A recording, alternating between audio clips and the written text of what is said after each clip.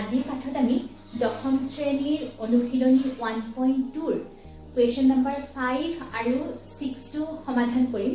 তাৰ আগতে ভাবিছোঁ উদাহৰণ 5টো তোমালোকৰ সৈতে আলোচনা কৰি লওঁ, তেতিয়া পিছৰ অংককেইটা কৰিবলৈ তোমালোকৰ সুযোগ হ'ব। তেনেহ'লে চোৱা, উদাহৰণ 5ত কি দিয়া আছে?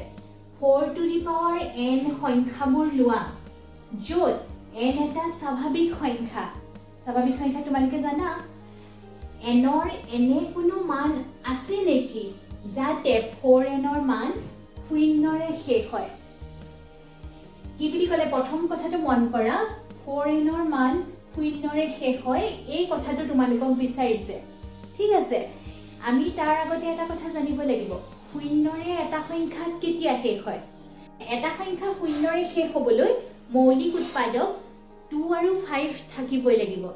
কেনেকৈ থাকিব লাগিব চোৱাচোন, 2 আৰু 5 দুইটা থাকিব লাগিব। মই যদি এতিয়া 1 into 5 কৰোঁ, তেতিয়াহ'লে কি পাম? 5 পাম। আৰু 2 into 5 কৰিলেতো 10 পামেই বাৰু। 2 into 5 কৰিলে আমি কি পাম? 10। তাৰপিছত 3 into 5 কৰিলে আমি কি পাম? 15। 4 into 5 কৰিলে কি পাম? 4 into 5ক আমি কি লিখিব পাৰোঁ? 2 into 5, তেতিয়া আমি কি পালোঁ? 20।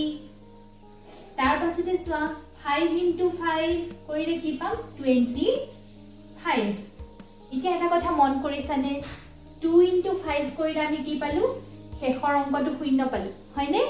আকৌ চোৱা, 4 into 5 যেতিয়া কৰিম, তাত যিহেতু 2 into 5 আছেনে নাই? তেতিয়াও আমি কি পাইছোঁ? শেষৰ অংকটো 0 পাইছোঁ। কিন্তু বাকী কেইটাত কি পাইছোঁ? যেতিয়া 1ৰ লগত কৰিছা তেতিয়া 5 পাইছা, 3 লগত কৰোঁতে শেষৰ অংকটো 5 পাইছা, 5ৰ লগত কৰোঁতে শেষৰ অংকটো 5 পাইছা। কথাটো বুজি পাইছা?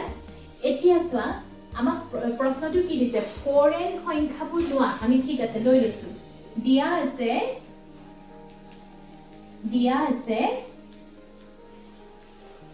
4 to the power n, হয়নে? তাৰ পাছৰ কথাষাৰ কি বুলি কৈছে? যে n এটা স্বাভাৱিক সংখ্যা, হয়নে? স্বাভাৱিক সংখ্যা, তাৰমানে কোনটো? 1 2 3 4 5 6 এইবোৰ স্বাভাৱিক সংখ্যা, হয়নে নহয়? তাৰ পাছতে nৰ এনে কোনো মান আছে নেকি যাতে 4nৰ মান 0ৰে শেষ হয়? আমি এনেই চাওঁচোন দেই। এতিয়া 4 to the power 1 টো স্বাভাৱিক সংখ্যা, তাৰমানে nৰ ঠাইত আমি 1 বহুৱাইছোঁ, বুজি পাইছা? 4 to the power 1 হ'লে আমি কি পালোঁ? 4 পালোঁ। 4 to the power 2, সৰি এইটো 4 হ'ব। 4 to the power 2 হ'লে কি হ'ব? 4 4 গুণ 16। 4 to the power 3 হ'লে কি পাম আমি? 64। 4 to the power 4 হ'লে আমি কি পাম? 156। আকৌ ইয়াকো যদি তোমালোকে 4ৰে পূৰণ কৰা, চাবা দেই, 4 6 গুণ 24ৰ 4 উকলিলে 2, 4 5 গুণ 20, 20 2 22, 22ৰ 2 উকলিলে 2, 4 গুণ 4, 4 2 6। এটা কথা তোমালোকে মন কৰাচোন, 4 to the power 1 হ'লে আমি 4 পালোঁ, 2 হ'লে 6 পালোঁ, 4 6 4 এনেকে গৈ আছেনে? 4 6 4 6 4, হয়নে? তেনেকেই গৈ থাকিব। ইয়াৰ পিছৰটো তোমালোকে 6 পাবা, তাৰ পিছৰটো 4 পাবা। কেতিয়াও তোমালোকে শেষৰ অংকটো 0 নোপোৱা। কিয় নোপোৱা? সেইটোকে এতিয়া আমি চাম। দিয়া আছে 4 to the power n, 4 to the power mৰ আমি যদি মৌলিক উৎপাদক উলিয়াওঁ, কি পাম? 2 2 4 নহয় জানো? 2 2 4 to the power n, হয়নে? এতিয়া চোৱা, এইফালে মন কৰা, এটা সংখ্যা 0ৰে শেষ হ'বলৈ মৌলিক উৎপাদক 2 into 5 লাগিব বুলি কৈছে।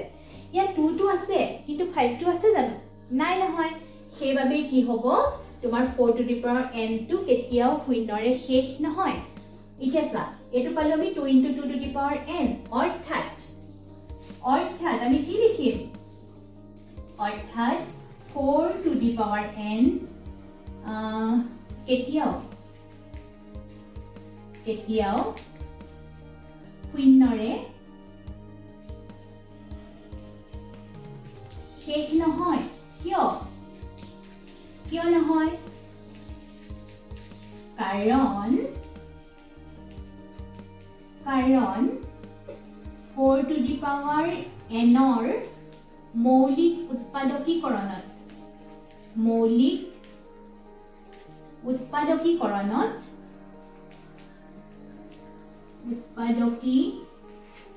কৰণত 5 9 আছে নে এটুৱে বুজি পালে এইবাৰ আমি কোৱেশ্চন নম্বৰ 5 টো সমাধান কৰিবলৈ ওলাইছো পৰীক্ষা কৰা যে কোনোবা স্বাভাৱিক সংখ্যা n ৰ ক্ষেত্ৰত 6n সংখ্যাটো 0 অংকৰে শেষ হ'ব পাৰে নে নাই তোমালোকক মই আগতেই কৈছো যে সংখ্যাটা 0 ৰে শেষ হ'বলৈ হ'লে মৌলিক উৎপাদক 2 আৰু 5 থাকিবই লাগিব তাৰমানে প্ৰাইম ফেক্টৰ 2 আৰু 5 এই দুইটা বস্তু থাকিবই লাগিব এতিয়া চোৱা তোমালোকক সেইটো মই দেখুৱাইছো যে 2 লগত 5 পূৰণ কৰিলেহে আমি শেষৰ অংকটো শূন্য পাওঁ আৰু ইয়াতো চোৱা 4 into 5 হ'ব পাৰে কিন্তু 2 into 5 তাৰমানে 2 আৰু 5 এই দুটা থাকিবই লাগিব থাকিলেহে তোমালোকৰ কি হ'ব শেষৰ অংকটো শূন্য হ'ব সেইখিনি কথা মই কৈছোঁৱেই এতিয়া আমাক দিয়া আছে 6n 6 to the power n আৰু কৈ দিছে তোমালোকক যে n টো স্বাভাৱিক সংখ্যা n বুলি কৈছে দেই তেতিয়াহ'লে কি হ'ব আমি এনে চাওঁচোন দেই আকৌ আগৰ নিচিনা 6 to the power 1 equal to 6 to the power 2 তাৰমানে কি 6 6 গুণ 36 হয়নে আৰু 6 to the power 3 মানে কিমান হ'ব 6 ৰে যদি 6 কৰোঁ 6 গুণ 36 6 কৰিলে 3 6 গুণ 18 18 তিনি 21 তাৰমানে 216 216 এই 216 যদি তোমালোকে 6 ৰে পূৰণ কৰা তেতিয়া 6 গুণ 36 ৰ 6 উকলিলে 3 6 গুণ 6 6 3 9 আৰু 6 দুগুণ 12 চোৱাচোন এতিয়া গোটেইটো কথাতে মন কৰা ইয়াতো 6 পাইছা শেষৰ অংকটো 6 পাইছা 6 পাইছা 6 পাইছা যিমানেই তুমি স্বাভাৱিক সংখ্যা বঢ়াই নোযোৱা কিয় তাৰ পিছতো 6 হ'ব কাৰণ কেলৈ 6 গুণ 36 সেইদৰে কৈ থাকিব ইয়াত কেতিয়াও শেষৰ অংকটো শূন্য নহয় কিহৰ কাৰণে নহয় ইয়াতো চাম দেই চোৱা 6 to the power n 6 to the power n টো আমি 6ক যেতিয়া মৌলিক উৎপাদকলৈ নিম প্ৰাইম ফেক্টৰ উলিয়াম তেতিয়া আমি কি পাম চোৱা 2 into 3 পাম নে নাপাম 2 3 গুণ 6 হয় নে নহয় আৰু দুইটা মৌলিক সংখ্যা এতিয়া চোৱা to the power n n টো স্বাভাৱিক সংখ্যা তোমালোকক এইটো মই দেখুৱালোৱেই এতিয়া 2 into 3 আছে ইয়াত 2 টো ঠিকেই আছে কিন্তু 5 আছে জানো 5 নাই নহয় সেইকাৰণে আমি কি লিখিব লাগিব অৰ্থাৎ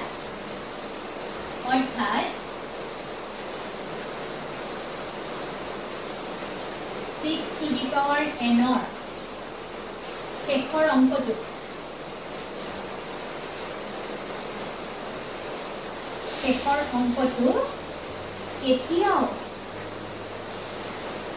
কেতিয়াও শূন্য নহয়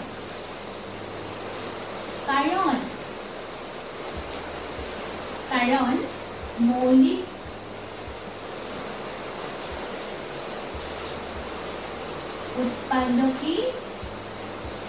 উৎপাদকী কৰণত দেখা গ'ল 5 9 হয়নে এইটো হৈছে তোমালোকৰ কাৰণ এবাৰ আমি কোৱেশ্চন নম্বৰ 6 টো সমাধান কৰো ইয়াত দিয়া আছে 7 into 11 into 13 plus 13 আৰু 7 into 6 into 5 into 4 into 3 into 2 into 1 plus 5 সংখ্যা দুটা কিয়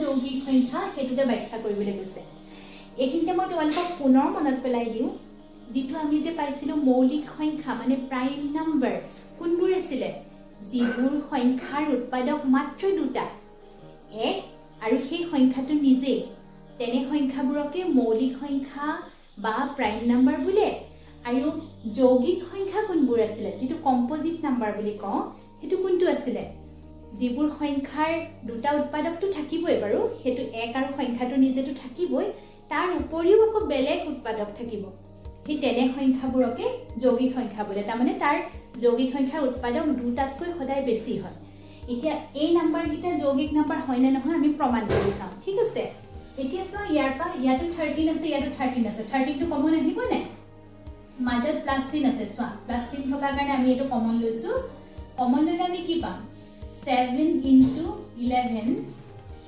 plus 1 আমি যেহেতু 13 টো কমন লৈ ললো কমন ললে ইয়াত থাকিব 1 হয়নে এতিয়া চোৱা 13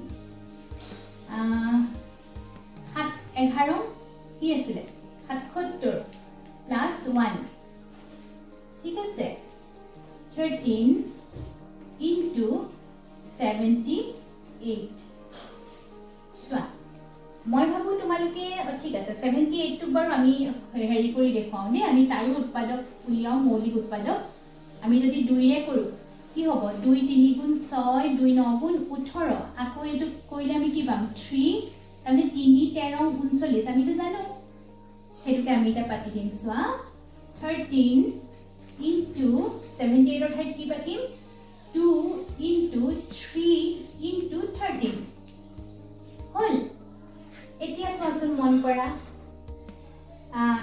এইটো পূৰণ কৰিলে গোটেইখিনি পূৰণ কৰিলে আমি যেটো নম্বৰ পাম যেটো সংখ্যা পাম সেই সংখ্যাটোৰ লগত এক পূৰণ কৰিলেহে তাৰমানে দুটা সংখ্যাৰ উৎপাদক দুটা হ'ব ইয়াত কিন্তু সোৱা সেই সংখ্যাটো আৰু 1 সেই দুটা উৎপাদক আছে তাৰ উপৰিও কি কি উৎপাদক আছে 13 2 3 13 তাৰমানে 13 দুটা আছে 2 3 আছে মুঠতে কেইবাটা উৎপাদক আছে তেতিয়াহলে এটো কেতিয়াও মৌলিক সংখ্যা নহয় এটো হৈ গল আমি তাতকে বেছি কৰি নেদেখাও ঠিক আছে মুঠতে আমি উৎপাদক মৌলিক উৎপাদক বেছিকে পাইছো আৰু দুটা নহয় তাতকে বেছি পাইছো ঠিক আছে এটো আমি চাওচোন দে ইয়াতে তোমালোকে মন কৰা ইয়াত 5 আছে আৰু ইয়াত 5 আছে আছে নে এটো মাজত প্লাস চিন আছে হেকানে 5 টো কি হ'ব কমন আহিব আমি কি লিখিম 7 into 6 into 5 টো নিলিখো কমন ললো 4 into 3 into 2 into 1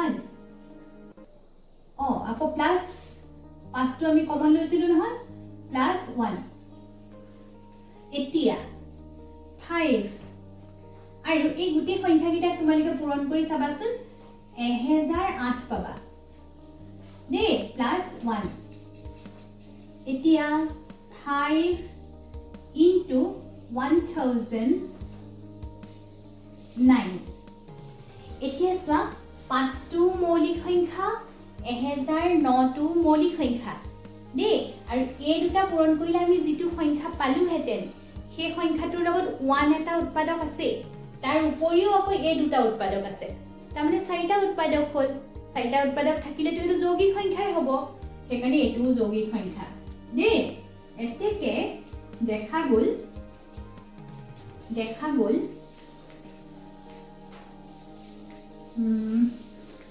দি থোৱা সংখ্যা দুটা কি যৌগিক সংখ্যা